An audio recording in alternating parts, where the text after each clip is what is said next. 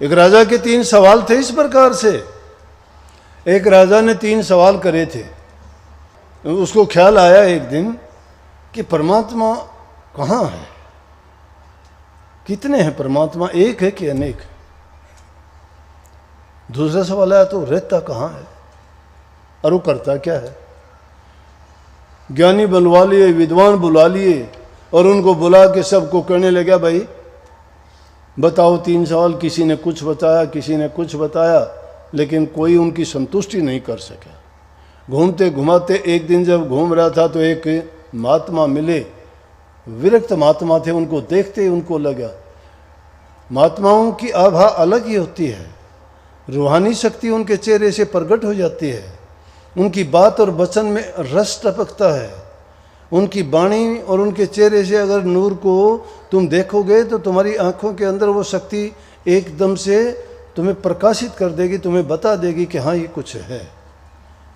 अगर तुम दिल से उसकी ओर देखकर पहचानने की कोशिश करोगे तो ये बाहर की आंख तो दुनियादारी की चीज देखने के लिए है, अंतर आंख से देखने की कोशिश करोगे तो समझ गए कि नहीं।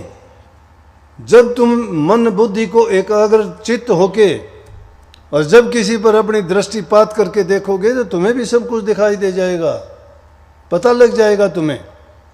तो उसने देखा, राजा की दृष्टि पड़ी, महापुरुष बड़े शांत स्वभाव से मस्त हालत में जा रहे हैं, नहीं पता राजा है कि राजा घोड़े पर सवार था।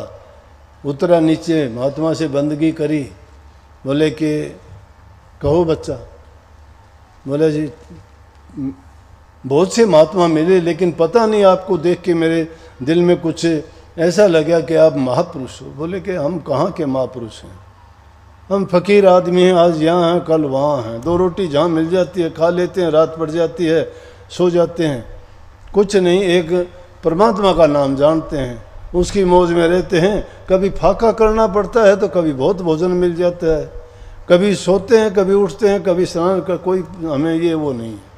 राजा ने सोचा हाँ समझदार। बोला कि जी क्या आप मुझे बता सकते हैं, मेरे 2-3 भरम हैं। बोले कि क्या भरम है भाई। बोला जी एक तो ये कि परमात्मा एक है कि कई है। अच्छा। बोले एक ही है, वो कहाँ रहते हैं। अच्छा, और वो करते क्या है। बोले यार इतने कठिन सवाल और तू यहाँ खड़े खड़े पूछना चाहता है मेरे से। बोले यूँ तो मैंने बहुत से विद्वान संत महात्माओं को बड़े इनाम दिए, बहुत बुलाए, लेकिन कोई मेरी संतुष्टि नहीं कर सका। बोला रहने का इंतज़ाम कर मेरा, कुछ दिन विश्राम करने दे, आ रहा था क्या कहाँ से कहाँ घूमता हुआ हूँ, फिर करना, फिर मेरे से बात करना, जिस दिन मैं तैयार हो जाऊँगा मैं संदेशा दे दूँगा। और फिर ऐसी बात है तो अकेले में क्या, और लोगों को भी बुला लेना। राजा ने भी अपने यारे प्यारे रिश्तेदार मित्र और विद्वान संत महात्माओं को इकट्ठा कर लिया। 15-20 दिन या महीना 2 महीने लगे, महात्मा आराम से खाता उसका इंतज़ाम कर दिया। जो एक शहर से बाहर उसमें आराम से बगीचे में रहता ठाठ से, उसने एक किसान को बुलाया। किसान को बुला के कहने लगा मेरा एक काम कर। किसान बोला कि हाँ बोलो महात्मा जी, कि मैं काम करवा लो। किसान भी महात्मा जैसे ही होते हैं, उनको भी परवाह नहीं होती, उनको भी ज़्यादा चीज़ों की ज़रूरत नहीं होती, वो भी त्यागी होते हैं, वो भी दूसरे के लिए समर्पित ही होते हैं। कहने लगे बताओ। ने बोला मेरी जगह तेरे को महात्मा बना दो। तुम बोला क्यों मजाक करते हो। ने बोला अरे सच मान, मैं तेरे को महात्मा बना सकता हूँ, लेकिन बनाऊँगा थोड़े दिन के लिए। बोला कि अगर आपको अच्छा लगता है, आपका कोई बात है तो बना दो।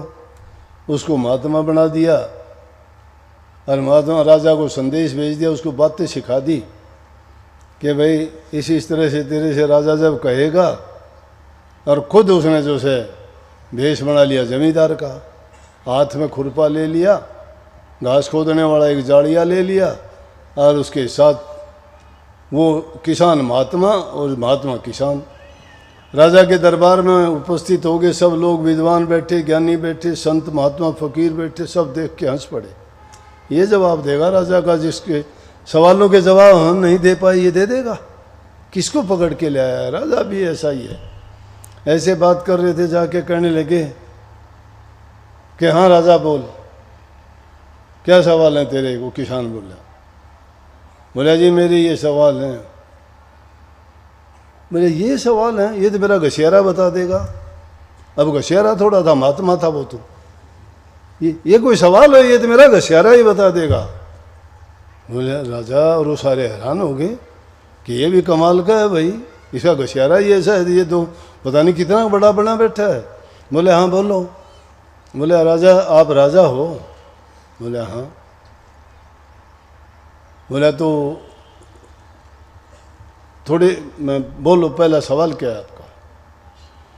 बोले कि वो परमात्मा से पहले क्या था? वो एक है, अनेक है, या परमात्मा से पहले क्या था? बोले आपके मोती मिल जाएंगे? हाँ मिल जाएंगे।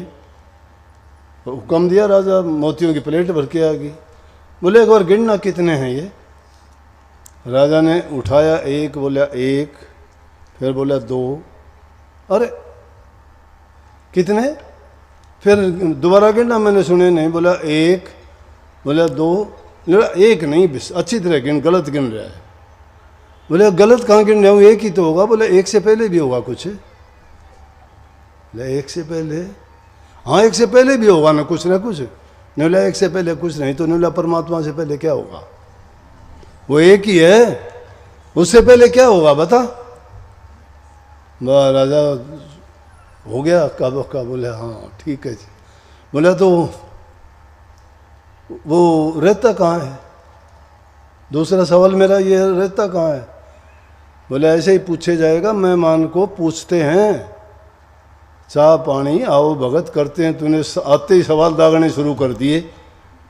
बोला भाई दूध लेके आओ महात्मा के लिए। बोला और कुछ नहीं? बोला दूध मंगाओ। दूध मंगाया, दूध को लेके उसको यूं देख रहे हैं। बोला जी दूध है, मीठा डाल रखा है इसमें, लो दूध लो आप। उसमें उंगली मारने लग गया। बोला क्या कर रहे हो? बोला घी देख रहा हूँ, कहते हैं दूध में घी होता है। राजा बोला जी ऐसे नहीं मिलता वो। बोला कैसे मिलता है? बोला इसको गर्म करना पड़ता है, जमाना पड़ता है, फिर रड़कना पड़ता है, फिर मक्खन निकलता है। बोला परमात्मा भी इतनी आसानी से नहीं मिलता, उसके लिए भी इतने काम करने पड़ते हैं, उसके लिए भी आदमी को इतने ही प्रयास करने पड़ते हैं जिस प्रकार से उस दूध से निकालना पड़ता है। दो सवाल पूरा होने के बाद कहने लगा वो करता क्या? मैं बोला कि कमाल करते हो, जो बातें मैं तुझे बताता हूँ मैं तेरा गुरु हो गया कि नहीं? बोले हाँ। तो शर्म आनी चाहिए, मैं ज्योतियों में खड़ा हूँ, गुरु तो तेरा ज्योतियों में खड़ा है, तो गद्दी पे बैठा है। राजा उतर के नीचे आ गया। बोले वहाँ खड़ा हो। राजा को ज्योतियों में खड़ा कर दिया, आप कुर्सी पे बैठ गया। बोला बोल तीसरा सवाल। बोला जी तीसरा सवाल है वो करता क्या है? बोला वो यही करता है जो मैंने करके दिखा दिया, किसी को गद्दी पे बैठाता है, किसी को ज्योतियों में खड़ा करता है। महात्मा के सामने हाथ जोड़ लिया। कहने का मतलब मेरा ये था कि ये दिखाने के लिए वो शक्ति है, लेकिन दिखाई नहीं देती। मिलेगी कैसे? मेहनत करनी पड़ेगी, प्रयास करना पड़ेगा। लकड़ी को रगड़ोगे आग निकलेगी, दूध को जमा के उसमें मक्खन निकलेगा, चकमक पत्थर के रगड़ने से आग प्रकट हो जाएगी।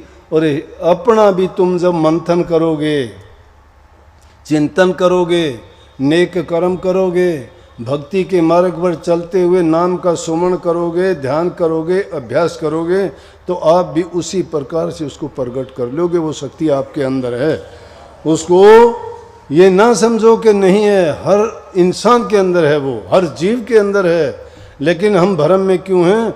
हम बाहर की आँखों से देखते हैं, अंदर वाली आँखों से देखो। बाहर की आँखों से देखे ये सब झगड़ा झूठा है, अंदर की आँखों से देखो घट में खेल अनूठा है। मन माया की फिरे दुहाई 5-25 ने लूटा है, ताराचंद भवसागर तीरगिर सतगुरु सिर पर खूटा है।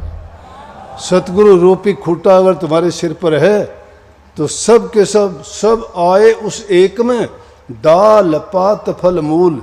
अब लेने को क्या रहा यार, गए जब पकड़ा मूड, मूड को पकड़ लो सब कुछ मिल जाएगा। सबको बहुत बहुत आशीर्वाद। मालिक आपको सबको शांति दे, खुशी दे, भक्ति करने की क्षमता शक्ति दे, आपका प्यार बढ़ाए, आप मानव कल्याण के काम करो, सबके हित की बात करो, बुराइयों से बचाओ और सच्चाई के मार्ग पर चलो। बहुत बहुत आशीर्वाद। सतगुरु सब पर कृपा करे, खुश